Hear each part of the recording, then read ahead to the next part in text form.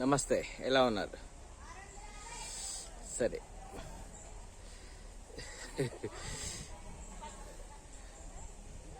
వెంకటేశ్వర స్వామి గురించి కొంచెం తెలుసుకుందాం. సరేనా? ఇంతకుముందు వీడియోలో కూడా మనం కొంచెం తెలుసుకున్నాం, ఈసారి కూడా తెలుసుకుందాం. ఆయన గురించి భగవంతుడు, గురువులు, పెద్దలు మొదలగు వారు నాకు అందించిన ఆయన గురించి కొంచెం తెలిపింది నేను మీకు తెలియజేస్తాను. అది మీకు తెలిసే ఉంటుంది చాలా వరకు. ఎవరో ఒకరో ఇద్దరు తెలియని వాళ్ళు ఉంటారు, వారి కోసం. సరేనా? బాహ్యంగా స్వామి గురించి అందరికీ బాగా తెలుసు. తిరుమలలో వెంకటేశ్వర స్వామి గురించి ఇంకా బాగా తెలుసు. సరేనా? ఆయన చరిత్ర గురించి తెలుసు. అవునా?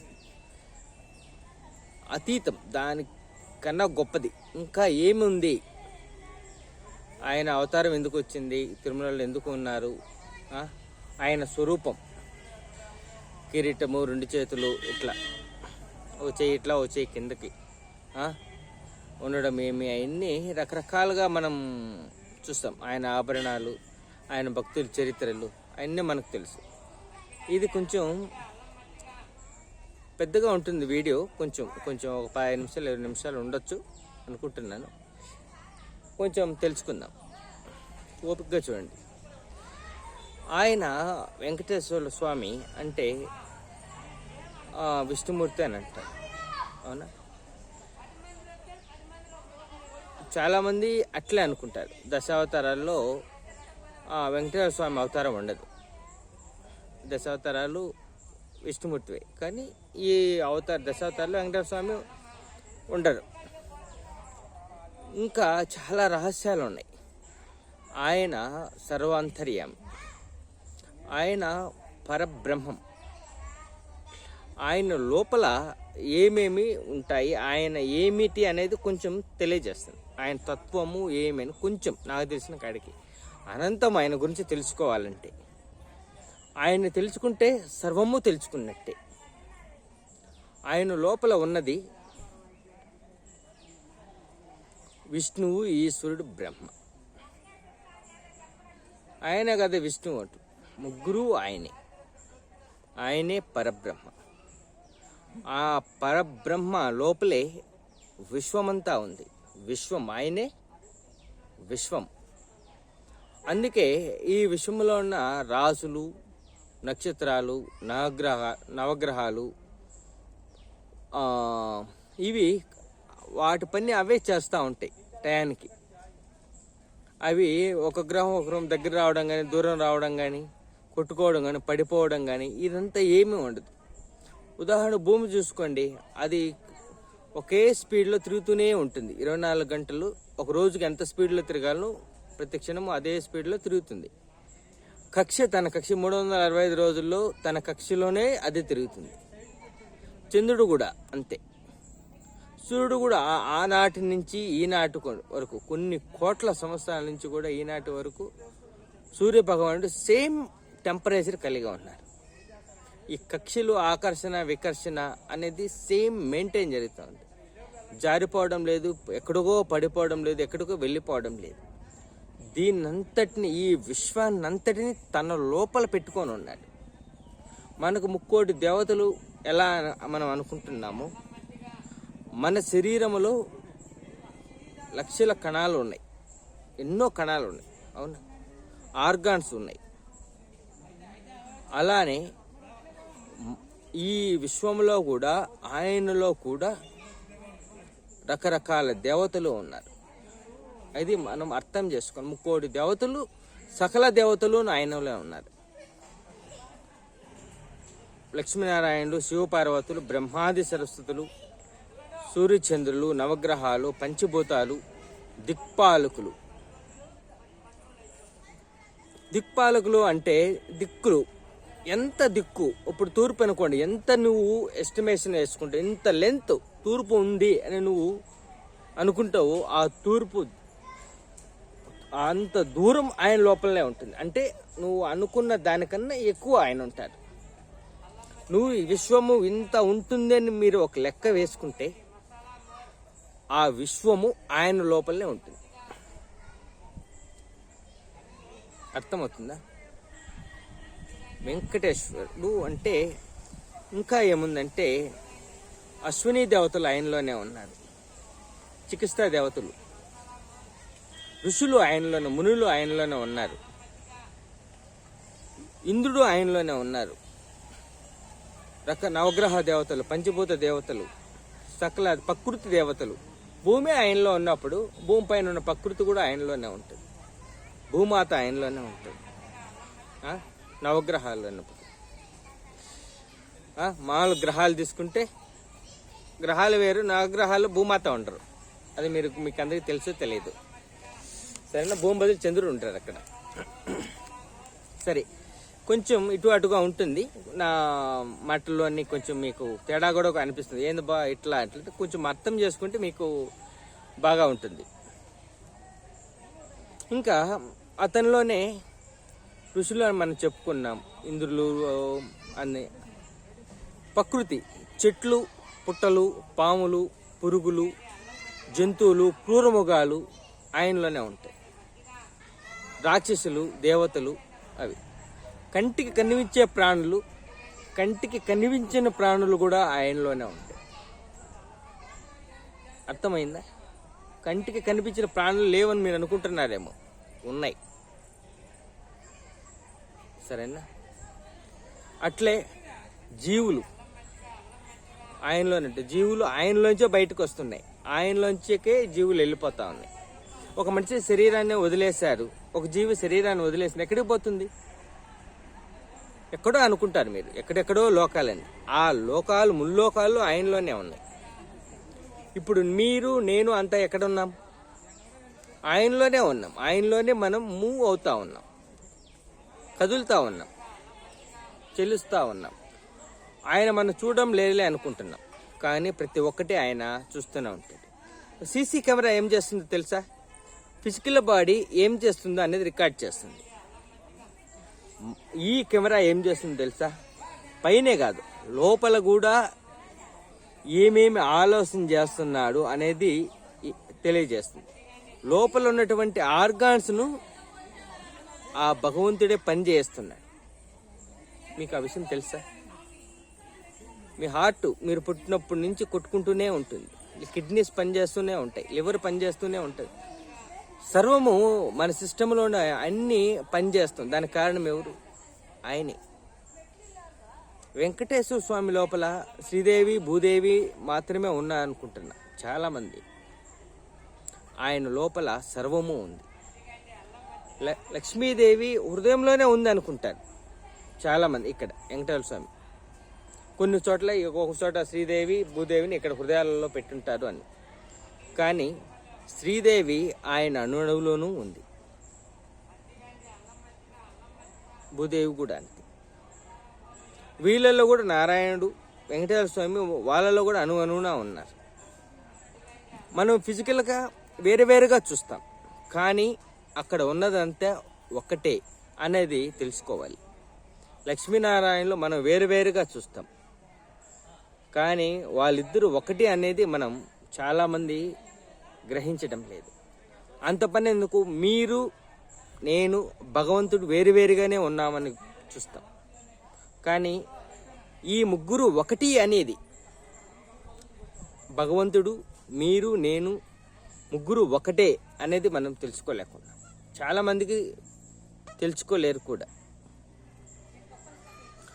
బాహ్యంగా వేరు వేరు, ఆంతరంగంగా ఒకటే. అన్ని దేవతలు సపరేట్గా మనం చూస్తాం. మన శరీరంలో ఎన్ని ఆర్గాన్స్ సపరేట్గా ఉన్నాయో, అవయవాలు, అట్లనే మనం కూడా భగవంతుడిని, రకరకాల భగవంతుల్ని మనం సపరేట్గా చూస్తున్నాం. ఇన్ని ఆర్గాన్లు, ఇన్ని సెల్స్ను కలిపితే ఒకటి, ఒక శరీరము, పలానా మనిషి అని మనం ఎట్లా చెప్తున్నామో, లేదా ఒక జంతువు అని ఎలా చెప్తున్నామో, అలానే ఇక్కడ కూడా ఒక దేవుడు అని మనం చెప్తాం. ఆ దేవుడే వెంకటేశ్వరుడు. ఆయన ఈ రూపంలో ఇప్పుడు ఇలా తిరుమలలో నిలిచి ఉన్నారు. ఆయన లోపల ఎంత ఉంది? నిర్మలంగా ఉంటాడు ఆయన. నీలమేఘశ్యాం అంటే ఆ విశ్వమంతా ఏ కలర్లో ఉంటుంది? ఆకాశ కలర్లో ఉంటుంది. ఆయన లోపల ఏమేమి ఉన్నాయి? ఇంకా సకల దేవతలు అనుకున్నాం, నవగ్రహాలు, పంచభూతాలు అనుకున్నాం, ఋషులు మునులు అనుకున్నాం, పితృదేవతలు. శరీరాలు వదిలేసిన వాళ్ళు అక్కడే ఉన్నారు, పుట్టబోయే వాళ్ళు కూడా అక్కడనే ఉన్నారు. ఇది ఎక్కడా మీకు చెప్పి ఉంటారు. ఆయనలోంచే మీరు మనము అంతా బయటకు వచ్చాం. మళ్ళీ ఎక్కడికి వెళ్తున్నాం? ఆయనలోకి వెళ్తున్నాం. అంటే రాబోయే వాళ్ళు కూడా ఆయనలోనే ఉన్నారు ప్రస్తుతానికి. వాళ్ళు రెడీగా ఉన్నారు శరీరాలు తీసుకోవడానికి. జంతువులైనా కానీ, పక్షులైనా కానీ, పురుగులైనా కానీ, ఏమైనా నీటి లోపల జలించేటివి కానీ, జీవించేటివి కానీ, భూమిపైన జీవించేటివి కానీ, గాలిలో ఎగిరేటివి కానీ, ఈ మూడిట్లోనూ జీవించేటివి కానీ, రకరకాలుగా అవన్నీ కూడా ఆయనలోనే ఉన్నాయి.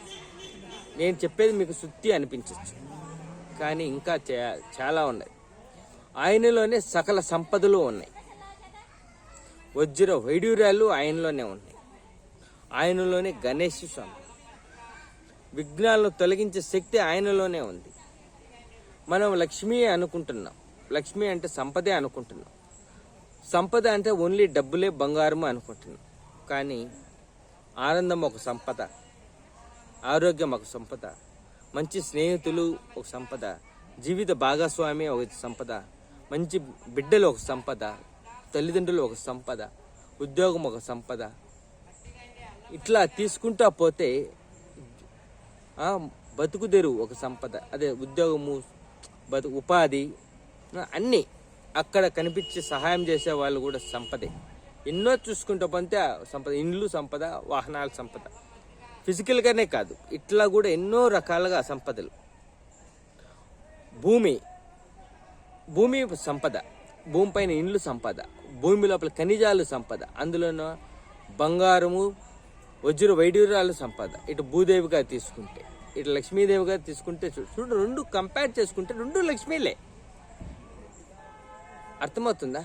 శ్రీదేవి, భూదేవి అని అంటే రెండు కూడా సంపదకు సంబంధించిన అమ్మవార్లే. సరేనా? అప్పుడప్పుడు నేను పొరపాట్లు మాట్లాడచ్చు, మీరు అర్థం చేసుకోవాలి ఏకవచనం అట్లా పిలిచినప్పుడు. సరేనా? ఇట్లా ఇప్పుడు భూదేవులు శ్రీదేవి, శ్రీదేవులు భూదేవి, వీళ్ళిద్దరు కలిపి నారాయణలో వెంకటేశ్వర స్వామిలో ఉన్నారని మీరు అర్థం చేసుకోవాలి. అర్థమవుతుందా? ఇప్పుడు భూమి అమ్మితే డబ్బులు వస్తాయి. అప్పుడు భూమి లక్ష్మీదేవి కాదా? డబ్బుతో భూమిని కొంటున్నాం. ఇందులో భూమాత లేదా? ఈ లాజిక్ను నేను ఏందో బయట అంటున్నాను, దాని తత్వాన్ని మీరు అర్థం చేసుకోవాలి. సరేనా? భూమిలోంచి బంగారం వస్తుంది. బంగారం లక్ష్మి.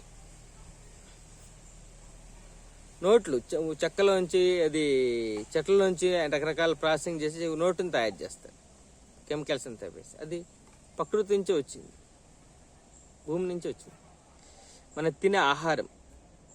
సరే, మళ్ళీ ఎక్కడికో వెళ్ళిపోతాను, కొంచెం మళ్ళీ ఇక్కడికి వచ్చేస్తాం. ఆయన లోపల పాపాలను తొలగించే శక్తి ఉంది. ఆయన పాపాలను తొలగిస్తాడు, ఆయుస్సునిస్తాడు, మనల్ని నిరంతరం కాపాడుతూ ఉంటాడు, రక్షిస్తూ ఉంటాడు, ధర్మాన్ని నిలబెడుతూ ఉంటాడు, అధర్మాన్ని శిక్షిస్తూ ఉంటాడు, తొలగిస్తూ ఉంటాడు, సంపదలు ఇస్తూ ఉంటాడు, సంపదలు నిలబెడుతూ ఉంటాడు, సంపదను అభివృద్ధి చేస్తూ ఉంటాడు, సంపదను ఖర్చు పెడుతూ ఉంటాడు. ఆయన అనుకుంటే మనం ఎంత ఖర్చు పెట్టినా మన దగ్గర ఉన్న డబ్బు ఇంకా ఉంటూనే ఉంటుంది. మనం ఎంత ఆపాలనుకున్నా ఆయన సంకల్పించుకుంటే ఆ డబ్బు ఏదో ఒక రూపంలో వెళ్ళిపోతూనే ఉంటుంది. ఆయన ఆజ్ఞ లేనిది సంపద ఉండాలా ఉండదా అనేది ఆయన ఆజ్ఞ ప్రకారం ఉంటుంది. ఆనందం ఆయన ఇవ్వాల్సిందే. దుఃఖం ఇవ్వాలనుకుంటే క్షణంలో దుఃఖం వస్తుంది, ఆయన ఉంది అనుకుంటే. మన కష్టాల్లో తొలగిపోవాలనుకుంటే ఆయన నుంచే అనుగ్రహం వల్లనే వస్తుంది, ఆయన లోపలనే ఉంది.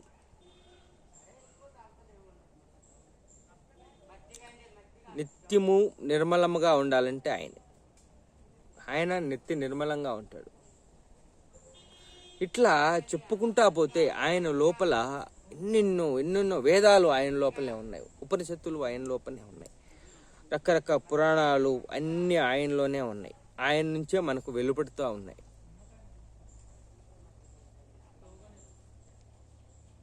అర్థమవుతుందా? ఇంకా చెప్పాలంటే ఎన్నో ఉన్నాయి. ఆయన గురించి చెప్పుదామని ఇట్లా కొంచెం ప్రకృతిలోకి వచ్చాను. ఆయన గురించి చెప్పుదామని ఒక ఆలోచన వచ్చింది. అది మీకు తెలియజేస్తున్నాను. సరేనా? ఈ నా వీడియోస్ అన్నీ ముందుగా నేను ప్రిపేర్ కాను, స్క్రిప్ట్ అంతా రాసుకోను. భగవంతుడు నాకు నా అదృష్టం కొద్దీ కొంచెం దైవ జ్ఞానాన్ని ఇచ్చారు. ఆ జ్ఞానం ప్రకారమే అవి వస్తూనే ఉంటాయి. ఆ ఆలోచనలు కూడా దొలుతూనే ఉంటాయి. నేను చెప్పాలనుకుంటే ఒక్కోసారి తడబడతా ఉంటుంది. యాక్చువల్గా నేను గుళ్ళో పూజారిగా పనిచేస్తాను, మీకు అంతా తెలిసిందే. ఇంకోటి కూడా ఉంటుంది, నాకు తిరుమలలో ట్రావెల్స్ ఉంది. నేను గైడ్ని. అక్కడ లోకల్ ఉన్న ప్రదేశాలు, తిరుపతి తిరుమలలో ఉన్న వాటిలో నేను చూపిస్తూ ఉంటాను. అక్కడ మామూలుగా అయితే అందరూ వెళ్ళి చూసుకొని వస్తూ ఉంటారు. కానీ అక్కడ ఎందుకు అది ఉంది, ఏం కథ అని చూపిస్తాను. కొందరు ఇప్పుడు తిరుమల అనుకోండి, కొన్ని ప్రదేశాలు చూపిమండి అంటే లోకల్ టెంపుల్స్ అంటే అది ఒక ప్యాకేజ్ లాగా వాళ్ళు 6 గుళ్ళు 7 గుళ్ళు చూపించేస్తారు. నాతో కానీ వస్తే కొండపైన ఒక ఇంచుమించు ఒక 50 చూపిస్తాను. వాళ్ళ ఓపిక అన్నీ ముఖ్యమైనటివి.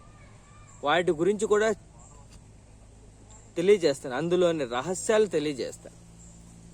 ఇప్పుడు మన పాత వీడియోలు చూడండి, పుష్కరంలో స్నానం ఎలా చేయాలి అనేది ఉంది. మీకు గుడుల గురించి ఎక్కడ ఏం చేయాలనేది చాలా చాలా ఉన్నాయి. అవన్నీ నాతో జర్నీ చేస్తే అక్కడ వివరిస్తాను. కాబట్టి అది travels spiritual journey, spiritual travels నాతో చేస్తే స్పిరిచువల్ జర్నీ అవుతుంది. అక్కడికి వస్తే ఆ పాత్ర యోగా స్పిరిచువల్ టీచింగ్స్ కూడా ఇస్తూ ఉంటాయి. ఆ టీచింగ్స్ అవే, ఇవే ట్రావెల్సే, అర్చకుడే. ఎక్కడ ఎలా వెళ్ళాలనో అక్కడ ఆ పాత్రకు తగ్గట్టుగా నేను నడుచుకుంటూ వెళ్తా. సరేనా? కాబట్టి ఇంకా చాలా చెప్పాల్సింది ఉంది. భక్తులు వచ్చే టైం అయింది, నేను వెళ్ళాల్సింది ఉంది. కాబట్టి ఆయన లోపల సర్వదేవతలు ఉన్నారు, సర్వము ఆయనలోనే ఉంది. మనము ఆయన పాదాలను శరణు వేడి, ఆయన పాదాలను మనం ఎప్పుడైతే శరణు వేడి మనం ఆతృతో ఆయన వినయ విధేయులతో మనము ప్రార్థన చేస్తామో ఆయనలో ఉన్నటువంటి ఆ శక్తి మన సహస్రారం అంతకండతో సహస్రారం కూడా మన జీవుల్లోకి వెళ్ళి మెటీరియలైజేషన్ అవుతుంది. అది వాస్తవ రూపంలోకి వస్తుంది. కాబట్టి ఆయనలో సర్వము ఉంటుంది, సర్వంతర్యామి ఆయన అన్నీ ఆయనలోనే ఉన్నాయి, అన్నీ తెలుసు ఆయనకి. కానీ ఆయన ప్రశాంతంగా నిమ్మలంగా ఉంటాడు. ఆయన ఇంతకుముందు వీడియోలో కూడా మనం తెలుసుకున్నాం, ఆయన ఎందుకు నిలబడుకో అన్నాడు, చెయ్యి ఇట్లా ఎందుకు ఉంది, ఎట్లా అనేది. కాబట్టి అంత ఫాస్ట్గా ఆయన నుంచి మనకు అవి అందుతాయి. కాబట్టి ఆయనలోనే సర్వము మనకు ఏం కావాలో అన్నీ ఆయనలోనే ఉన్నాయి. కాబట్టి మనం ఆయన్ని ప్రతిరోజు ధ్యానిస్తాం, నమస్కరిస్తాం. ఆయన నుంచి మనకు కావలసినవి పొందుదాం. ఏదో భగవంతుని దయ వల్ల, గురువులు పెద్దల దయ వల్ల నాకు తెలిసిన జ్ఞానాన్ని మీకు తెలియజేశాను. ఆయన లోపల ఇంకా ఎన్నెన్నో ఉన్నాయి. చెప్పాలంటే బోల్డ్ అంత ఉంది. ఒక రోజంతా వివరించకుండా చెప్పుకుంటా పోతే ఆయన లోపల ఉన్నది అనంతుడు ఆయన. కాబట్టి ఆ అనంతుడిలో అన్నీ ఉంటాయి, సర్వము ఆయనలోనే నిమిషి ఉంటాయి. మీరు నేను కూడా ఆయనలోనే ఉన్నాం, ఆయనలోనే మూవ్ అవుతాను. ఆ విషయం మీకు తెలుసో తెలియదు, నాకు మటుకు బాగా ఉంది. సరే, ఓం నమో వెంకటేశాయ. భారత మాతాకి జై. జై హింద్, జై శ్రీరామ్. నమస్తే.